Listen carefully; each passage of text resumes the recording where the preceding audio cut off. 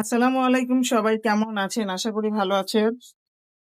এই যে আমি আজকে রান্না করতেছি পাস্তা।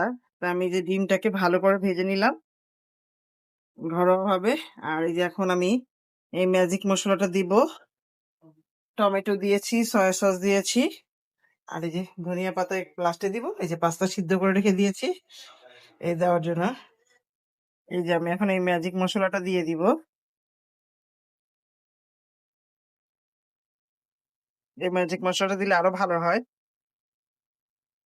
এই যে এখানে মেয়োনিজ দিয়ে দিলাম আমি একটু। আর হচ্ছে এখানে আমি একটু লবণ দিয়ে দিব। লবণ হালকাই দিব, যেহেতু মশলা দিয়েছি।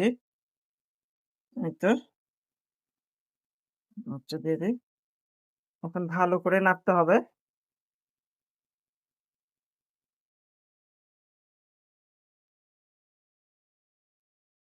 এই যে আমি এখন একটু কালারফুলের জন্য একটু পাপরিকা দিয়ে দিচ্ছি, হালকাই দিও, বাচ্চারা খাবে তো। দিয়ে দিলাম। আর দিয়ে দিব চিনিটা বের করে দাও। এই যে একটু ধনিয়া পাতা। এখন ভালো করে নাড়তে হবে। এই যে আমি একটু টেস্ট আসার জন্য একটু চিনি দিয়ে দিচ্ছি। আর একটু টেস্টিং সল্ট দিব। অনেক ভালো লাগে আমার কাছে টেস্টিং সল্ট দিলে। বাচ্চারা খেতে হালকাই দিব, অল্প একটু দিব, বেশি দিব না। এই যে একটু টেস্টিং সল্ট দিয়ে দিচ্ছি, এখন নাড়বো। এখন নাড়বো, দাও। এই তো হয়ে গেল আমার মজাদার পাস্তা। এই দেখেন কত ইয়ে হয়েছে। মেয়োনিজ দিলে আরো ভালো হয়, তো মেয়োনিজটা দিলাম আমি একটু এই মাখা মাখা হওয়ার জন্য। কিন্তু এই পাস্তাটা শীতের সকালে খেতে অনেক অনেক মজা। বাচ্চারাও খায়, একদম শর্টকাট।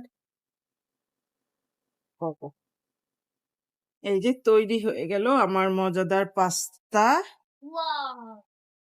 এই যে এখন খাওয়ার পালা। এই যে খাচ্ছে একজন। কেমন হয়েছে আব্বু? আর এই যে আমি দিচ্ছি। এরই তো রান্না করে অলরেডি খাওয়া দাওয়া শুরু করছে। সে সকাল থেকে বলতেছে পাস্তা খাবে। তো এখন ওনার রিভিউটা নিচ্ছি। কেমন হয়েছে বলেন? আলহামদুলিল্লাহ ভালো আছে। হম, তৈরি করে দিলে সবাই ভালো লাগে, বুঝছেন? আর আমি খাবো। এই যে আল্লাহ হাফেজ।